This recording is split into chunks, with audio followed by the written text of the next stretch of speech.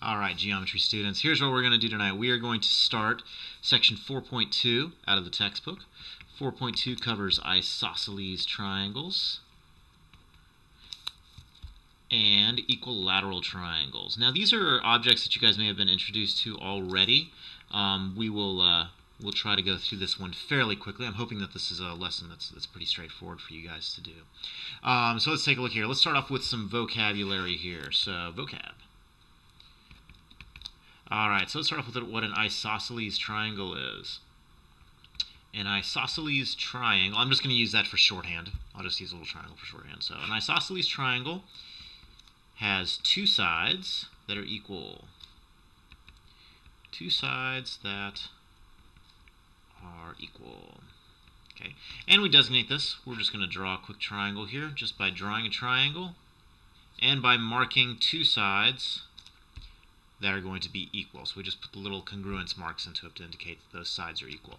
This bottom part here, you guys will hear me say this a lot. This bottom part, the side that is not equal to the other two, is going to be called the base. This will be the base side, like the base of a building or the base of a platform.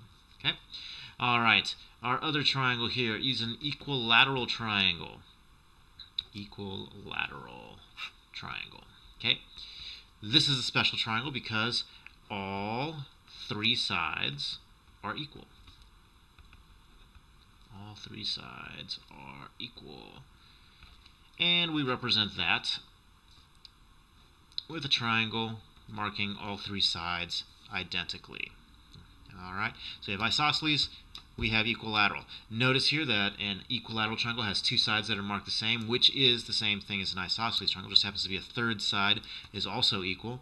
This means that all equilateral triangles are also isosceles triangles. Okay? All right, so that takes care of all of our vocab. Let me check here on my sheet here. What else do we have here? I'm going to try to go through this one fairly quickly. Let's talk about some special features of the equilateral triangle if we can. So the equilateral triangle, there's actually, before we get to that, let's go over the theorem here. So we're going to go over something called the isosceles triangle theorem. Isosceles triangle theorem. Let me adjust this just a little bit here. Let's try something. Tip this down, tip this out. There, that's a little bit better. There you go. That's good. I like that. Okay, so this one is going to be called the isosceles triangle theorem. So here's what the isosceles triangle theorem is. There's a unique characteristic of isosceles triangles that you guys are going to discover, and that is the two angles that are opposite the two equal side lengths. So that would be, so the opposite angle from this side length is going to be this angle, and the opposite angle, or the opposite side, so this side length, the opposite angle from it is going to be this angle. If these two side lengths are equal, then the opposite angles are also equal. Okay.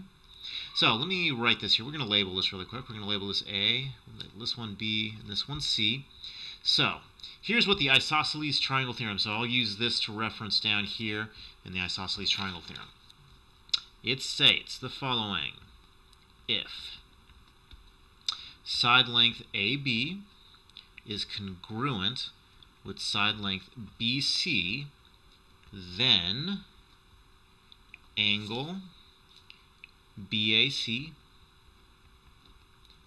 will be congruent to angle BCA. All right, so this angle is congruent to this angle. This is a biconditional, so we'll mark this here with a couple asterisks. This is a biconditional. This is true in both directions. Don't worry about the converse, inverse, all of that stuff. Don't worry about any of that. That's not really the point of this here. This is true in both directions. Practicality-wise, what this is really saying is if you are given a triangle and you are told that these two angles are equal, then these two side lengths are equal. The reverse is also true. If you're told these two side lengths are equal, these two angles will be equal.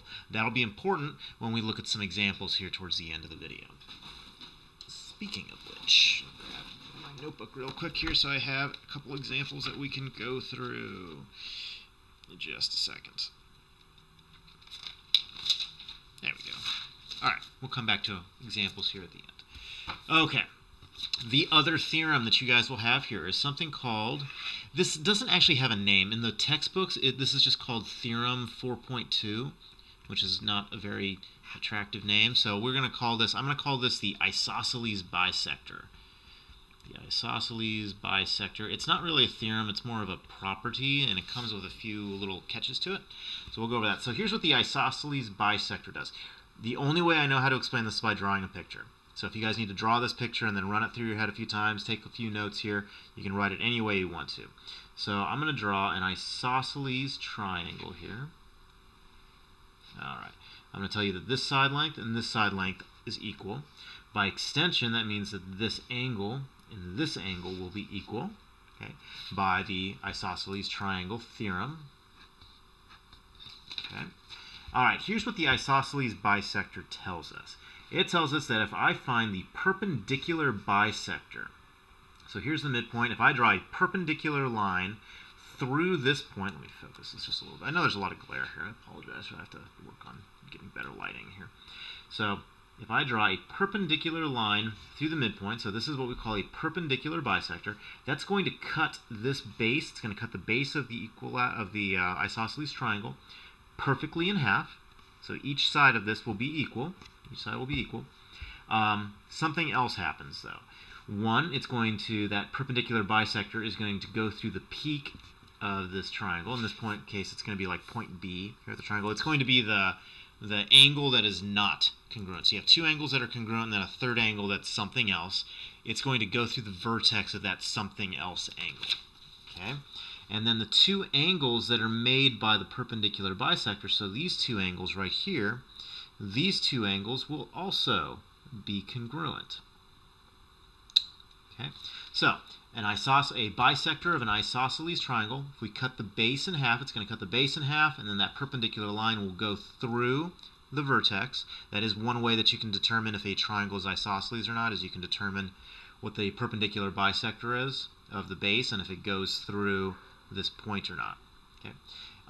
The angles that are created by the perpendicular bisector and the two side lengths, these two angles will be equal. And you will see some problems that represent that. Alright, that's the isosceles bisector property theorem thing. This really isn't the name of this, it's just called Theorem 4.2 in the textbook. It does have a name, but I don't know what it is off the top of my head. So, alright, let's do some examples. So, I'm going to flip this over. Oh, a couple other things. Let's go back to the equilateral triangle. So now that we have the isosceles triangle theorem, let's look at the equilateral triangle for a second here. We know by the isosceles triangle theorem, if these two side lengths are equal, then these two angles will be equal. By extension, if I rotate this just a little bit, well, these two side lengths are equal. This side length will also be equal to this side length. So that means that all three side lengths of all three interior angles of a triangle will be congruent. If we know that the sum, by the triangle sum theorem, we know that the sum of the interior angles is equal to 180 degrees. There's three of those angles, so if I divide it by 3, that will be equal to 60 degrees. So every single one of these angles on any equilateral triangle, regardless of what the side lengths are, if it is an equilateral triangle, these measurements will always work out to 60 degrees. If we have some time in class, we might be able to try this. I'll have you guys draw, I'll show you guys how to draw an equilateral triangle using a compass. And we can actually test this with a protractor, and you'll see that for every possible equilateral triangle that you guys can come up with, it always works out to 60 degrees. Kind of a neat property of it. All right, cool. Now let's do some examples. So here's the kind of problems you guys are going to see on the homework. So our first example here, I'm not going to do all of these. If you guys need to see some more examples, let me know and I can show you some more in class. So we have our first equilateral, this is going to be an isosceles triangle, so these two side lengths are going to be equal. By extension, these two angles will be equal by the isosceles triangle theorem. And we are told that this side length is equal to 8x divided by 3. This side length is going to be equal to x plus 20, and this side length is going to be equal to 6x minus, minus 2, not plus 2, 6x minus 2. Alright, so here's the example we're working with. Oh no, we have equations instead of numbers. So, we're going to have to use the properties that we've just collected for an isosceles triangle. We know that these two side lengths are equal.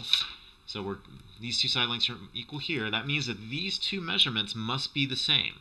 So that means that 8x divided by 3 must be equal to x plus 20. and then you guys would solve for x from here. So we'll end up with 8x is going to be equal to 3x plus 60, which gives us 5x is equal to 60, and then that x will be equal to 12. So we know what x is equal to.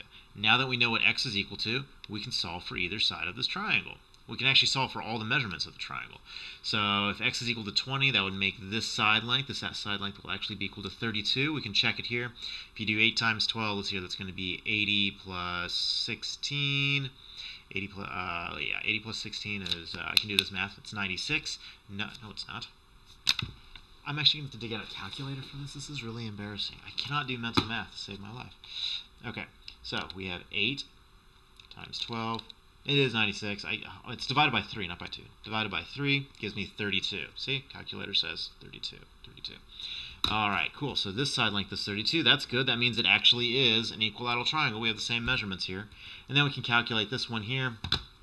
6 times 12 minus 3 is 69. Oh, no, minus 2. Sorry, minus 2. So it's 70. Exactly 70 for this side length. Okay. All right. Yeah, minus 2. Cool. Awesome. Yay. There's your first example. All right. We're going to do one more example here. So let's turn the page here. So we're going to do one with angles this time. So we'll draw the triangle. We have an isosceles triangle. Told that these two sides are equal. This angle is equal to 28 degrees. And this angle is equal to 5x plus 9. Okay? We know by the isosceles triangle theorem that this angle will be congruent to this angle, which means this angle is also 28 degrees. We know by the triangle sum theorem that the sum of these three angles is going to be equal to 180 degrees. So 5x plus 9 is going to plus 2 times 28 will be equal to 180 degrees.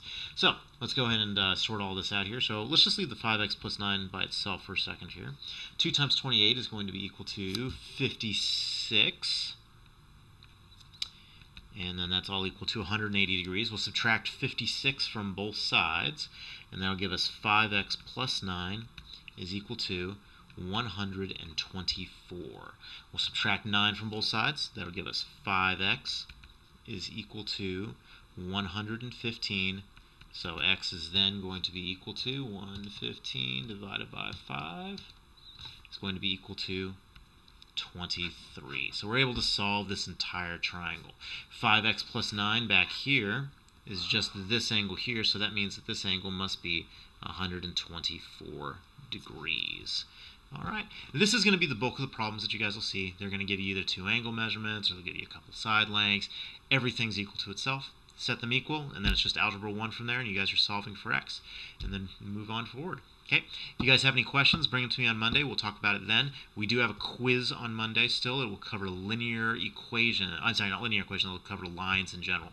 So everything dealing with y is equal to mx plus b. There will be another video coming for that you guys can watch. I'm not looking to make a super difficult test. I want you all to do well on it. So watch the video, study it, work on this. If we have questions, you guys can bring them up to me on Monday. I'll see you then.